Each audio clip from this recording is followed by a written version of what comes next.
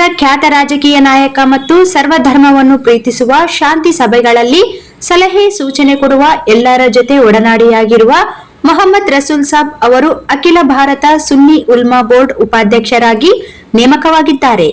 ಮಾಜಿ ಲೋಕಸಭಾ ಸದಸ್ಯರಾದ ಉಬೇದುಲ್ಲಾ ಖಾನ್ ಅಜ್ಮಿ ನವದೆಹಲಿ ಅವರು ರಸೂಲ್ ಸಾಬ್ ಇವರ ಹೆಸರನ್ನು ಕರ್ನಾಟಕದಿಂದ ಶಿಫಾರಸು ಮಾಡಿದ್ದರು. ಈ ಹುದ್ದೆ ಆಯಾ ರಾಜ್ಯಗಳಿಗೆ ಒಂದೇ ಇರುತ್ತದೆ. ರಸೂಲ್ ಅವರು ಕಳೆದ 53 ವರ್ಷಗಳಿಂದ ಕಾಂಗ್ರೆಸ್ ಪಕ್ಷದಲ್ಲಿ ಸಕ್ರಿಯರಾಗಿ ಯಾವುದೇ ಫಲಾಪೇಕ್ಷೆ ಇಲ್ಲದೆ ದುಡಿಯುತ್ತಿದ್ದಾರೆ. ಪಕ್ಷದ ತತ್ವ ಸಿದ್ಧಾಂತಗಳಿಗೆ ಬದ್ಧರಾಗಿ ಸಂಸದ, ಶಾಸನ ಸಭೆಗಳ, ಸ್ಥಳೀಯ ಸಂಸ್ಥೆ ಚುನಾವಣೆಗಳಲ್ಲಿ ಪಕ್ಷದ ಅಭ್ಯರ್ಥಿಗಳ ಗೆಲುವಿಗೆ ಕಾರಣರಾಗಿದ್ದಾರೆ.